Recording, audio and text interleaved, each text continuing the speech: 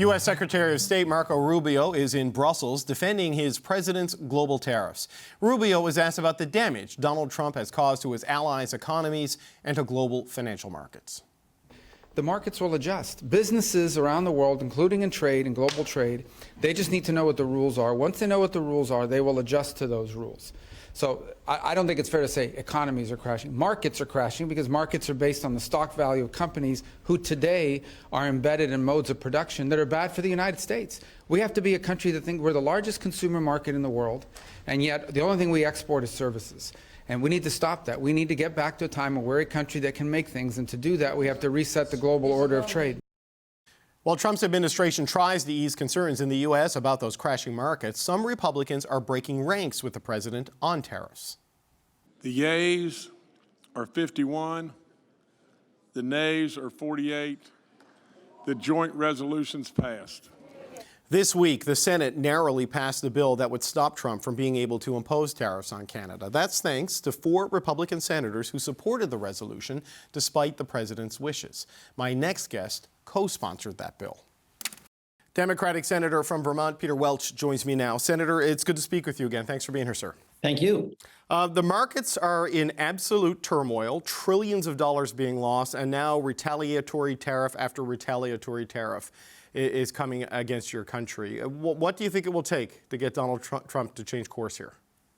Well, that's not clear because there's an emerging reality here, and that is that President Trump literally does not know what he's doing. I mean, these tariffs are 2 things. One, economically, they're catastrophic, and that's for everybody. And number 2, politically, what he's trying to do is change the economy from one where it's competitive and you are successful because you have a better product to one that's based on connections. I mean, he will be the person who decides whether you get or your company gets a break on the tariff. So who you know is going to be more important than what you do and how you do it. But this is devastating to everyday folks whose IRAs are getting hammered. It's really disruptive for businesses, and there's no end in sight. So an immense amount of worry. My Republican colleagues are kind of sticking with the president, but I can just see the worry, if not panic, in their eyes that the president does not know what he's doing and does not have an end game. Well, some of your Republican colleagues sided with you and other Democratic senators on Wednesday in the Senate with that resolution to stop the Canadian tariffs, for example. That's not going to go anywhere in the House, it seems. I mean, the House of Representatives under Speaker Johnson seem quite content to hand over tariff authority to the president in this moment. I mean, what do you think it will take, short of the midterm elections, to get the House of Representatives to take back its authority here? Well, the president does have a very solid grip on the Republicans in the House, but the crack is starting to get wider. The fact that we got 4 Republicans in the Senate to try to take back congressional tariff authority is a crack. And when you see those Republican colleagues in the House watching the market tank, and starting to hear from their businesses, many of whom do business with Canada, in explaining in concrete detail why they have to have layoffs, why their prices are going up, why their constituents are paying more for food and produce, then that's got to have an impact on them. At a certain point, do they want to be more loyal to Trump out of fear for Trump, or more loyal to their constituents out of fear for their survival politically?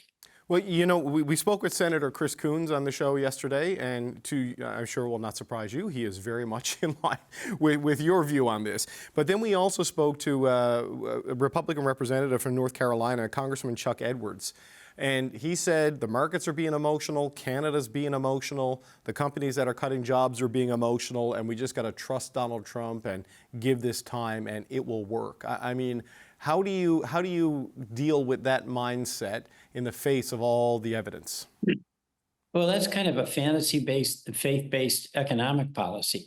There's nothing emotional, unfortunately, about the reality that if prices go up 25%, that's going to hammer companies that have to buy inputs from Canada.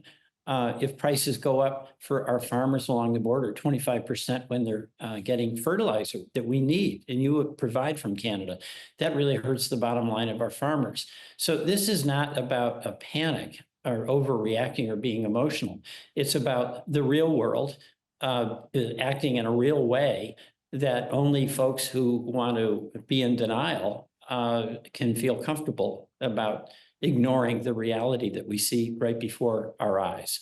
The Prime Minister here, Mark Carney, the leader of the Liberals in the middle of this national election we're having, in a speech he gave yesterday, he made the point that President Trump seems to sincerely believe that this is the best course of action for the country and for the U.S. economy. And as a result, we should expect this to go on for some time. And that the president believes this is about bringing a manufacturing base back to the United States that started to disappear during the age of globalization. Do you agree with that assessment, that this is what Donald Trump is trying to do and intends to stick with it for a period of time until he can at least make some progress on this? You know, to be candid, and I hate to say this about an American president, I don't think he knows what he's doing. I mean, the rhetoric about bringing jobs back, we're all on board on that. And that's why we had the CHIPS Act. That's why we started having an industrial policy where it's targeted, it's focused, it's implemented in a coherent way. But that assertion that the president gives that he wants to bring jobs back, he's in the process of destroying jobs because there's going to be very significant spike in inflation. There's no infrastructure for bringing from Vietnam all the garment manufacturing they do there. And of course, what we're seeing as we get the details, there's no coherence to the policy or the tariffs that have been set on various countries. It was just like a bunch of folks in the Oval Office throwing darts at a dartboard. And if Vietnam got hit with 75%, that was it. If Cambodia got 45% or whatever. So there's a total loss of confidence that the president's team knows what it's doing. Look, they tariffed an island with the no human inhabitants, no industry, just penguins off the coast of Australia. And you have to wonder how that even makes it, the herd of Mackenzie Islands, how it even makes it onto the list, right? But, you know, I'm trying to extrapolate out on the bring jobs back goal that the president has here. You had a good jobs report in the U.S. today, more than 200,000 jobs created. Your unemployment rate is, I think, 4.2% nationally, which a lot of economists would say is essentially full employment. So if he were to get all of these factories and all of these industries that he's talking about, does America even have the labor force to fill those jobs? It seems like you don't, especially if you're cracking down on immigration, as the president wants to do. No, I mean, the biggest thing I hear from employers in Vermont, and we're a small state, is that they have more work than they have employees to do it. There's a desperate search for more folks to do the work that needs to be done. You know, there's a part of the rhetoric of Trump that a lot of us support. We want to have good jobs here. We want to increase the take-home pay for hardworking folks who have not been part of the boom in the stock market. But you have to have a coherent policy to do it, like the CHIPS Act, like an industrial policy. But you also have to have good relations, like we do with Canada. I mean, what's happening now is that President Trump, with his bullying, is creating a necessity, not just an incentive, for our former allies, like Canada, who have, you know, we love Canada, or the EU, to work with China and with each other against us. So this is an approach, bullying, that only can provide incentives and necessity for the domestic politics in other countries to resist Trump's bullying. Yeah, well, that's what's happening here, because I mean, it's happening in the middle of an election, but it would be happening anyway, I believe, Senator, because of just the annexation talk, the disrespect of the past prime minister, and the economic hit. I mean, thousands of Canadians have lost their jobs, or at least temporarily, because of all of this. And I wonder, Senator, on that point, Mark Carney said yesterday that the 80 years of U.S.-led global integration and cooperation, he said that era is over. And Canada's relationship with the U.S. as we've known it is over, and we have to look for like-minded, reliable allies. I mean, we're not alone in saying that. You're hearing that in Europe, too. I mean, do you believe that the world is fundamentally changing its relationship with the United States because of what Donald Trump has done, and it could sever some long-standing alliances here? Much to my regret, I do believe that. If you have a bully, and President Trump is being a bully, he's being a bully to law firms here. He's being a bully to states. He's being a bully to people on healthcare, but he's also being a bully to our allies like Canada, like the European Union. At a certain point, you got to stand up to a bully. And the domestic politics in other countries like Canada are going to demand that their leaders stand up for their citizens against the bully. So I'm heartsick about this. You know, with the Vermont border with Canada, we have our kids playing hockey against each other in high school. We have a library that is bisected by the border between Canada and Vermont. So, you know, we're heartsick about just the erosion in trust that is a consequence of this bullying conduct and destructive conduct economically by President Trump.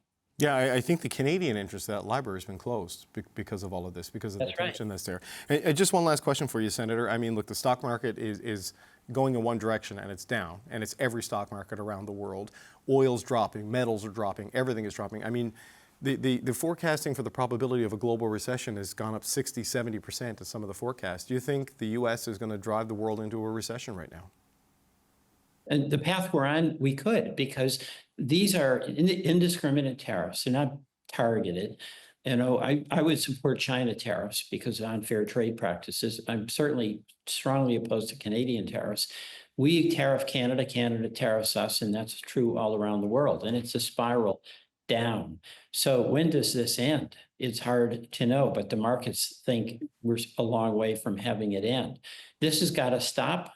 But unfortunately, the president is hell-bent on pursuing a policy that has no economic credibility to it whatsoever, and he's ignoring the evidence of the marketplace, which is not emotional. The market is giving its verdict on the wisdom of this policy. Peter Welch, Democratic Senator from Vermont. Always appreciate your time, sir. Good to speak with you today. Thank you.